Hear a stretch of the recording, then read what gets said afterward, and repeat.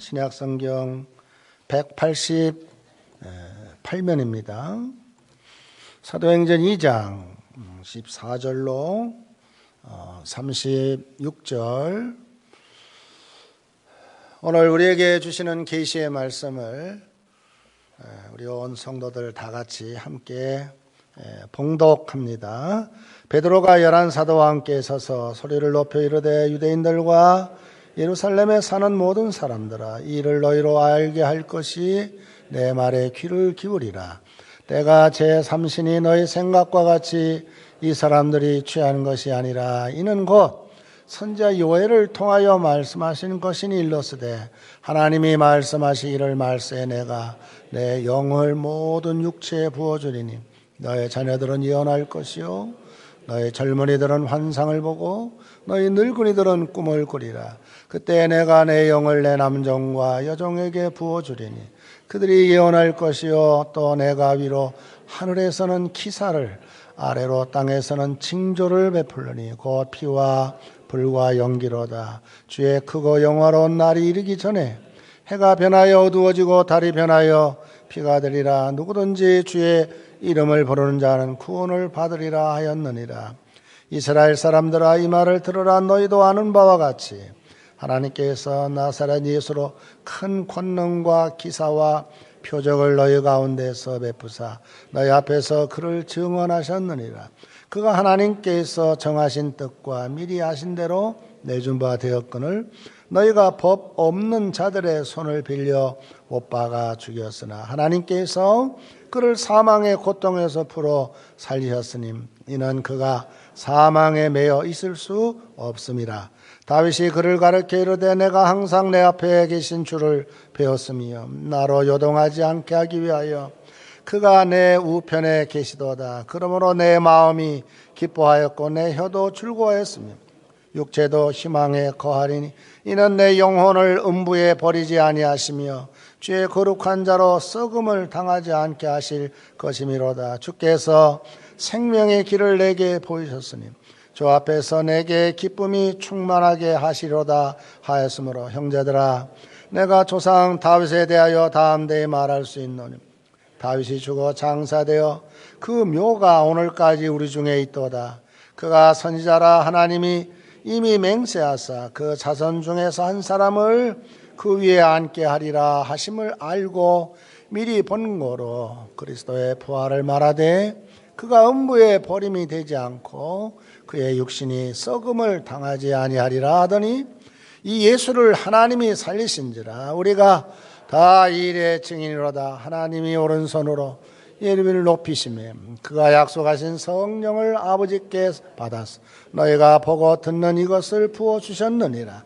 다윗은 하늘에 올라가지 못하였으나 친히 말하 이르되 주께서 내 주에게 말씀하기를 내가 내 원수로 내 발등상 되게 하기까지 너는 내 우편에 앉아있으라 하셨도다 하였으나 그런즉 이스라엘 온 집은 확실히 알지니 너희가 십자가에 못 박은 이 예수를 하나님이 주와 그리스도가 되게 하셨느니라 하니라. 아멘. 저는 목사의 아들로 태어나서 젊었을 때 제가 이런 생각을 하곤 했어요. 아이고, 목사님들이 저렇게 어떻게 설교를 하나. 내가 목사라면 저렇게 설교하는 목사님들보다 내가 더 잘할 수 있을 텐데, 이런 생각을 젊었을 때 갖곤 했어요. 그리고 제가 이제 신학교를 들어가서 졸업을 한 후 제가 신학교 졸업을 1980년도 했어요.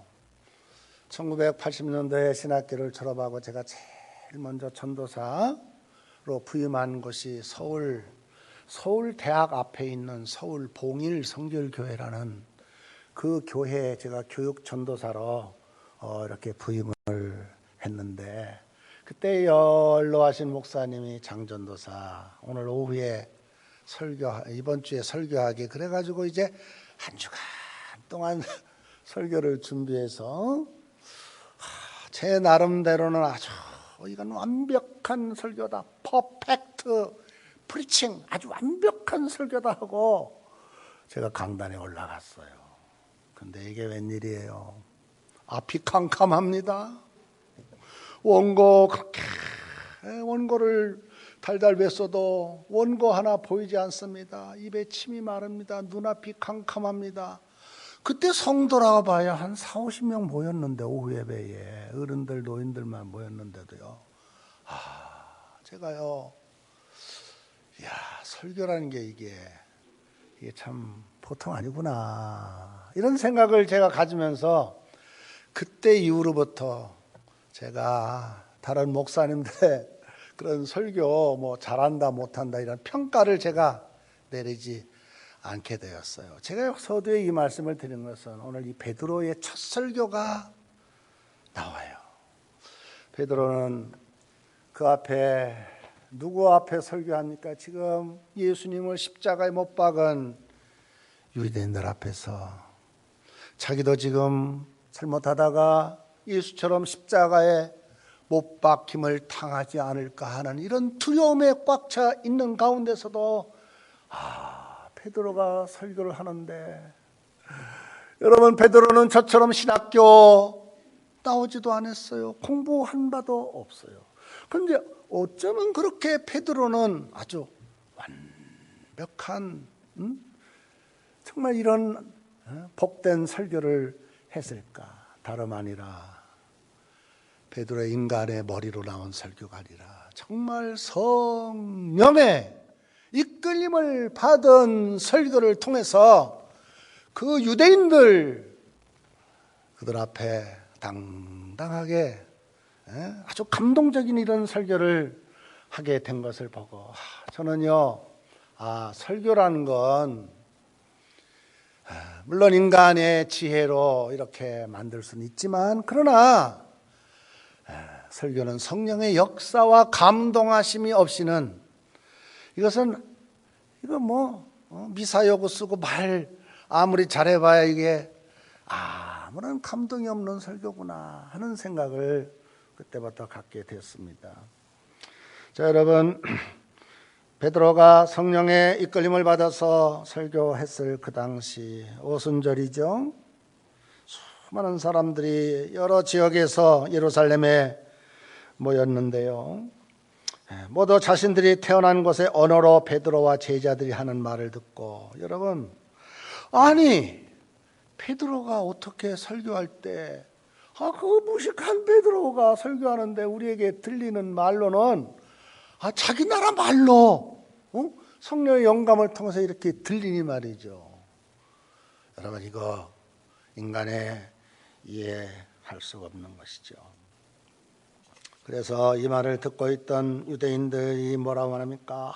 저들은 새 술에 취해 있도다. 맨정신으로 저런 말이 나올 수 없다. 새 술에 취하였도다. 이렇게 조롱까지 했지만은요, 여러분, 베드로의 설교야말로 놀라운 감동의 첫 설교였음을 우리는 오늘 본문을 통해서 살피게 됩니다. 자, 여러분, 여기 유대인들이 당황하면서 그들이 새 술에 취했다 조롱까지 한 이 말을 통해서요, 술을 좋아하는 사람 배서에 술을 가지고 이렇게 모든 걸 해석하는 경향이 있는데, 여러분 생각해 보세요. 세상에 어떤 술을 마시면 그래 이렇게 참으로 번역이 되는 말이죠. 이런 외국어를 잘하는 이런 설교를 할 수 있다면, 여러분, 이거야말로 그 술을 먹으면 이렇게 외국어를 잘한다면 이건 대박 사건 아닙니까? 어떻든 우리가 생각해 볼 때요, 들은 사람들보다 여기 말한 사람이 더 놀라지 않았을까 하는 이런 생각을 가져옵니다. 오늘 보면 15절에 보니까 때가 제3시니 너의 생각과 같이 이 사람들이 취한 것이 아니니라. 이 사람들이 취해서 이렇게 말하는 것이 아니라, 이렇게 말씀을 하면서, 여기 제3시라고 하는 말은 오늘 우리의 시간으로는 오전 9시거든요. 오순절 같은 절기에 유대인들은 오전 10시까지 금식하는 관습이 있었는데요. 베드로는 이렇게 자신도 당황스러웠을 당시 일어나고 있는 현상을 설명하면서 베드로는 자신의 첫 설교를 아주 이렇게 귀하게 하고 있는 것을 오늘 본문을 보게 돼요.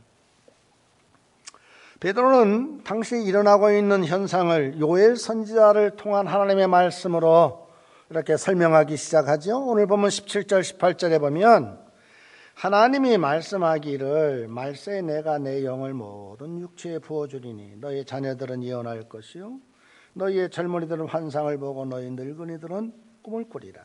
그때 내가 내 영을 내 남종과 여종들에게 부어주리니 그들이 예언할 것이요 이렇게 말씀하고 있어요. 자, 여기에서 환상을 본다, 또 예언을 한다, 꿈을 꾼다는 것은 다른 것이 아니라 하나님의 영을 받았을 그때 나타나는 이런 현상을 다양하게 표현한 것이죠. 자, 그래서 이 말씀의 포인트는요, 하나님께서 성령을 부어주시면 남자나 여자나 늙은이나 젊은이나 어린이나 또 뭐 어촌에 사는 사람이나 또 저 고궁에 사는 사람이나 누구나 이렇게 성령을 부어주시면 이런 것이 전혀 문제가 되지 않는다는 거예요. 어부였던 베드로처럼 촌 사람이나 무식한 사람이나 성령께서 일하시는 데는 결코 장애가 될 수 없어서 베드로와 제자들은 술에 취한 것이 아니라 이렇게 성령에 취해서 이렇게 하나님의 말씀을 전하고 있음을 보게 되죠. 그리고 오늘 본문 19절로 21절에 또 내가 위로 하늘에서는 기사를 아래로는 땅에서는 징조를 베풀리니 곧 피와 불과 연기로다. 주의 크고 영화로운 날이 이르기 전에 해가 변하여 어두워지고 달이 변하여 피가 되리라. 누구든지 주의 이름을 부르는 자는 구원을 받으리라 하였느니라. 이렇게 계속 사도 베드로가 설교하는데 유대인들은 지금 구약의 말씀을 아주 잘 알잖아요. 그러니까 이 구약의 요엘서를 들어서 또 나중에는 시편을 들어서 지금 자기 앞에 서 있는 유대인들에게 유대인들이 잘 알고 있는 그 말씀을 들어서 성령의 이끌림마다 설교를 하고 있는 것을 보게 됩니다. 자, 오늘 이 21절의 말씀의 포인트는 뭐냐? 성령이 오셔서 예언을 통해 증언한 바는 온 인류에 분명한 종말이 있다는 거예요. 지금 사도 베드로가 말씀한 게 그거예요. 인류 역사에 종말이 있다. 끝이 있다. 여러 징조를 통해서 하나님께서는 종말을 향하여 이 세상 역사를 움직이고 계시기에 심판이 있는 마지막에 이르기 전에 여러분이요, 유대인 여러분이요, 여러분들 누구든지 주의 이름을 부르는 자는 구원을 받습니다. 이런 회개를 촉구하는 베드로의 첫 설교의 내용을 보게 되죠. 왜 주의 이름을 불러야 하며 또 주의 이름을 부른다는 것은 무슨 의미인가? 인간은 죽을 수밖에 없는 존재란 것을 깨달아 알아야 하고, 그래서 여호와 이름을 부름으로 죽음으로부터 이렇게 구원해 달라는, 여호와 이름을 부르면 어떤 죽음에서도 우리는 구원을 받을 수 있을 것이라는 것을 오늘 사도 베드로는 요엘서에 있는 말씀으로 설명하고 있는 것을 보게 됩니다. 오늘 요엘서에 있는 이 말씀을 사도 베드로가 유대인들 앞에서 설교한 이 설교를 통해서요, 오늘 우리는 주의 이름을 부르는 자는 누구든지 다 구원을 받는다 하는데, 여러분 오늘 저와 여러분도요 영원히 멸망받아 죽을 수밖에 없는 죄인입니다. 그뿐만 아니라 오늘 우리가 하루를 살든 열을 살든 우리는요 죄와 늘 호흡하며 우리 마음과 생각 속에서요 참 이렇게 잘못된 이런 삶을 살고 있는데요. 그러나 여러분 두려워하지 말 것은 주님의 이름을 부르는 자, 즉 예수를 구원주로 믿고 죄 가운데 구원하신 분으로 믿고 그 예수님이 내 인생의 주인이십니다 하는 이런 믿음을 가지고 사는 자, 뭐를 받아요? 구원을 받는다. 죽음에서 영생을 얻을 것이다. 사도 베드로가 하신 요엘서의 이 말씀이 오늘의 현실에 저와 여러분에게도 확실히 믿는 이와 같은 성도를 다 되시기를 바랍니다. 자, 두 번째로 베드로는요, 자신의 말을 태어난 곳 언어로 들으며 도대체 어찌된 일인가 당황하는 이들에게 그 현상을 하나님의 말씀으로 이렇게 해석해 주고 있는 것을 보게 되죠. 그 자리에 있던 많은 사람들 태어난 곳 언어로 들은 것보다 설명하는 베드로의 그 명쾌한 해석에 더욱 놀랐을 것입니다. 베드로는 이 기회를 놓치지 않고 유대인들 앞에서 담대히 예수의 복음을 증언하기 시작합니다. 그래서 22절 볼까요? 이스라엘 사람들아 이 말을 들으라. 너희도 아는 바와 같이 하나님께서 나사렛 예수로 큰 권능과 기사와 표적을 너희 가운데 베푸사 너희 앞에서 그를 증언하셨느니라. 이렇게 말씀하고 있죠. 여기 권능과 기사와 표적을 통하여 예수님께서 그리스도임을 증언하셨다. 즉 예수님이 행하신 일을 통해 하나님이 보내신 그리스도임을 입증되었다 하는 것입니다. 그리고 23절에 그가 하나님께서 정하신 뜻과 미리 아신 대로 내준 바 되었거늘 너희가 법 없는 자들의 손을 빌려 못 박아 죽였으나 24절 하나님께서 그를 사망의 고통에서 풀어 살리셨으니 이는 그가 사망에 매여 있을 수 없습니다. 이 말입니다. 자, 여러분 잘 들으세요. 오늘 여기 24절에 이 말씀을 통해서 우리가 알 수 있는 것은요, 어떤 분이 이렇게 말해요. 목사님, 예수님 유대인들에게 비참하게 끌려서 못 박힘을 당했는데 그 힘도 없는 예수님, 그 예수님을 우리가 어떻게 구주로 믿습니까? 유대인들에 의해서 이렇게 못 박힘을 당한 그 예수님 우리가 어떻게 믿습니까? 그렇게 힘도 없는 예수님이라면 말이에요. 이렇게 말한 분이 계신데요. 우리 성도 여러분 잘 들으세요. 그게 아니에요. 우리 예수님께서 십자가에 못 박힌 것은 유대인들이 예수님을 십자가에 못 박은 것 같죠? 응? 유대인들이 예수님을 십자가에 못 박은 것 같아도 그게 아니라니까요. 유대인들이 예수님을 십자가에 못 박은 게 아니고 하나님이 그렇게 하신 거예요. 그래서 오늘 보면 24절 보세요. 하나님께서 그를 사망의 고통에서 내맡기셨어요. 여러분 무슨 말입니까? 하나님의 정하신 뜻과 미리 아신 대로 하나님께서요 예수를 십자가에 맡기셨어요. 하나님이 하신 일이지 유대인 일이 한 일이 아니에요. 우리는 얼른 생각해 보면요, 예수님 그 유대인들에게 십자가에 못 박힘을 당하니 그 힘도 없는 예수 믿을 필요가 있나 이렇게 생각하지만 그게 아니라니까요. 누가 하셨어요? 하나님이 하셨어요. 하나님께서 저와 여러분을 사랑하셔서 구원하시기 위해서 하나님은요 자기의 하나밖에 없는 아들 예수를 십자가에 내어 못 박아야만 했어요. 그래야 우리 인간의 대속을 이루신다는 것 아셔서 하나님이 그렇게 하신 것이지 유대인들이 그렇게 한 게 아니에요. 미안하지만 유대인들은요, 사탄의 미혹을 받아서 이용만 당한 거예요. 예전에 제가 그랬죠. 가룟 유다가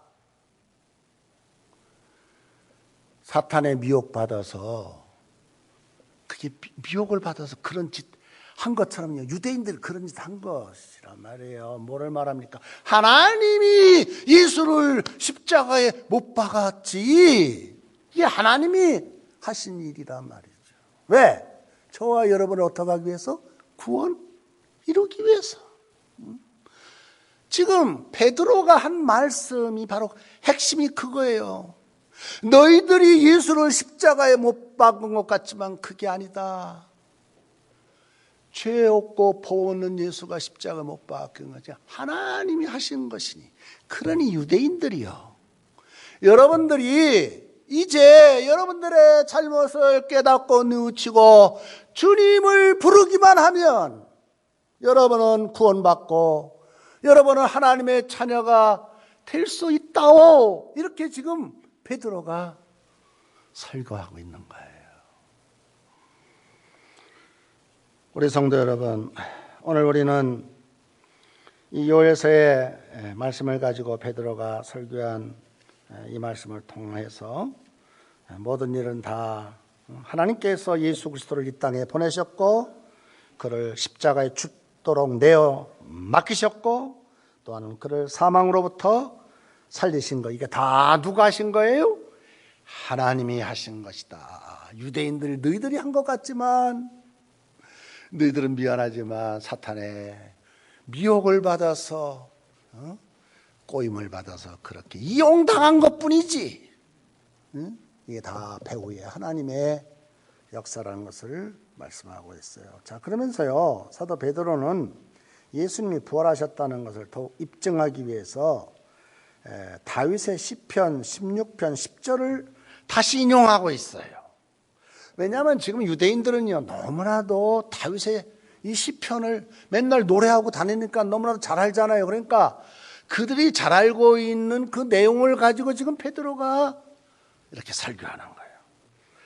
시편 16편 10절을 인용하면서 오늘 보면 27절에 보니까 이는 내 영혼을 음부에 버리지 아니하시며 주의 거룩한 자로 썩음을 당하지 않게 하실 것이미로다.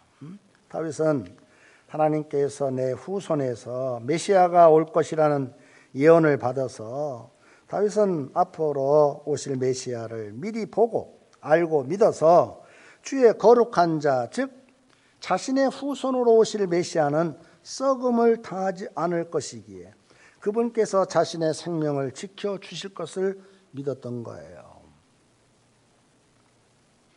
지금 유대인들 앞에서 설교하는 베드로, 유대인들이 잘 아는 시편의 내용에 너희들 그렇게 존중하는, 존경하는 다윗이 뭐라고 말했냐?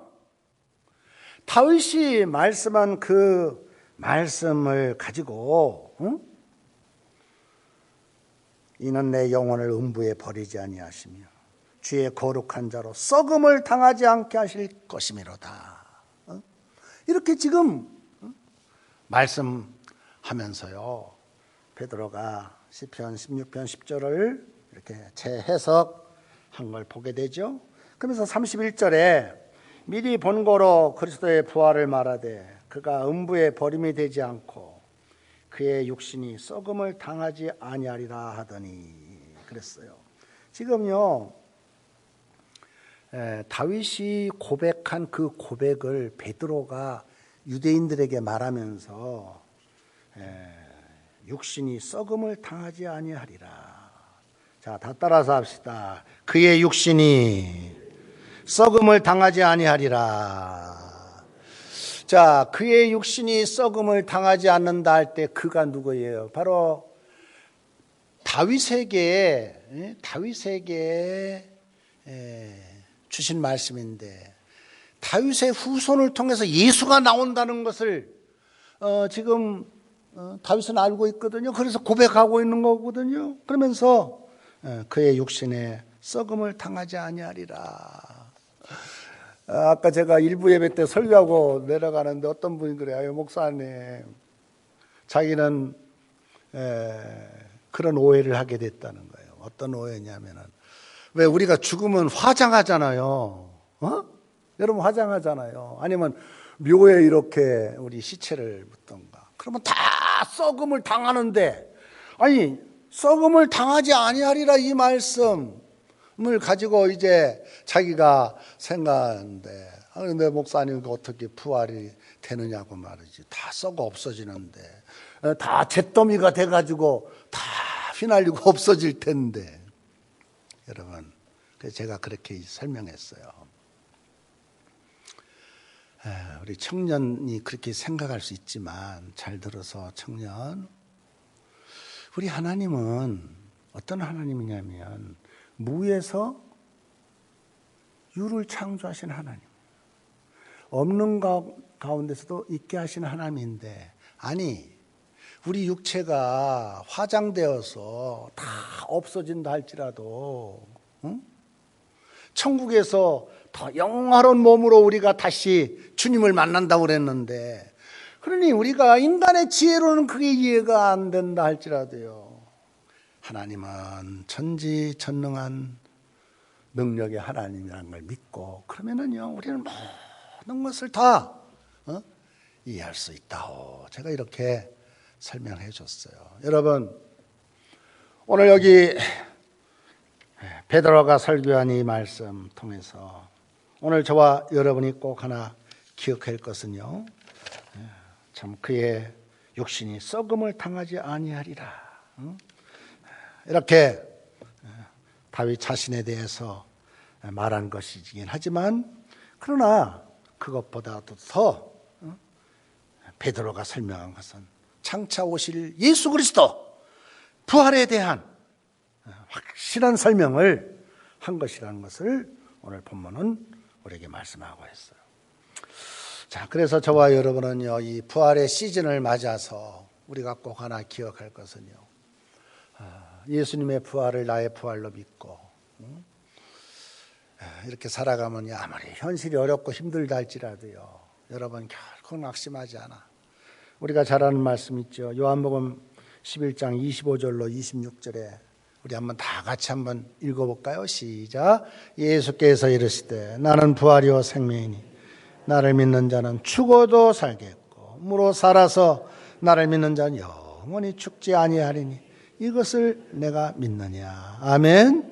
여러분, 저와 여러분은요, 예수님을 사망의 고통에서 풀어 살리신 하나님께서 그의 이름을 부르는 자는 어떠한 죄가 있다 할지라도 사망의 고통에서 하나님께서 영원한 나라로 우리를 구원의 길로 인도해 주신다는 믿음을 확실히 갖는 우리 성도를 되시기를 주님의 이름으로 축원합니다.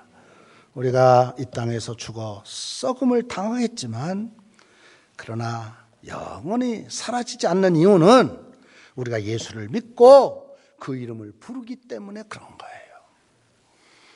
세 번째로, 베드로는 부활하신 예수님과 당시 일어나고 있는 성령 강림과의 관계를 설명했는데요, 33절에 보면 하나님이 오른손으로 예수를 높이심에 그가 약속하신 성령을 아버지께 받아서 너희가 보고 듣는 이것을 부어주셨느니라, 이렇게 말씀하고 있죠. 자, 여러분, 여기서 예수를 높이심에라는 말은요, 뭐를 말하냐면 예수님의 승천을 말씀하고 있어요. 승천하신 예수님, 아버지께서 성령을 친히 부어주셨기에 이런 일이 일어날 수 있는 것이다, 이렇게 베드로가 설명하고 있어요. 자, 이 부분에 대한 것도요, 다윗의 시편을 인용해서 오늘 본문 34절, 35절에 설명하고 있어요. 다윗은 하늘에 올라가지 못하였으나 친히 말하여 이르되 주께서 내 주에게 말씀하기를 내가 내 원수로 내 발등상이 되게 하기까지 너는 내 우편에 앉아있으라 하셨도다 하였으니. 자, 너는 내 우편에 앉아있으라 하는 말이 뭐예요? 바로 승천을 말하는 거예요. 예수님의 승천을. 그러니까 하나님께서 다윗에게 말이죠, 이런 계시를 다 보여주셨어요. 그걸 지금 사도 베드로가 유대인들 앞에서 설교하고 있는 것을 보게 돼요. 하나님 보좌 우편에 앉았다는 것은 통치자가 되었다는 것으로 예수님께서 이 세상을 어떻게 통치하시느냐, 그것은 바로 성령을 통해서 온 세상을 통치하실 것이다. 베드로는 오늘 본문 36절에 그런즉 이스라엘 온 집은 확실히 알지니 너희가 십자가에 못 박으니 예수를 하나님이 주와 그리스도가 되게 하셨느니라 하니라. 하나님께서 예수를 주와 그리스도가 되게 하셨다 할 때 여기 주는 뭐예요? 통치자를 말하고, 그리스도는 뭐예요? 구원자를 말하죠. 자, 뭐를 말합니까? 바로 하나님이시며 메시아이신 예수님을 너희가 십자가에 못 박았다는 것.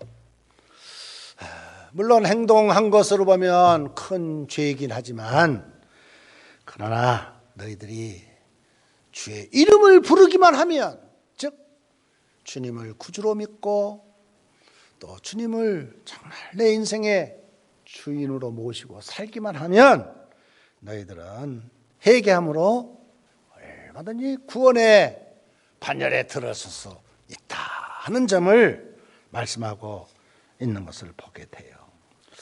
자, 여러분, 베드로가 어떤 사람이었습니까? 베드로는 어부 출신에 좀 미안하지만 일자무식쟁이였고, 그렇지만 그가 수제자로서 그냥 예수 따라다니면서 우쭐우쭐 했지요.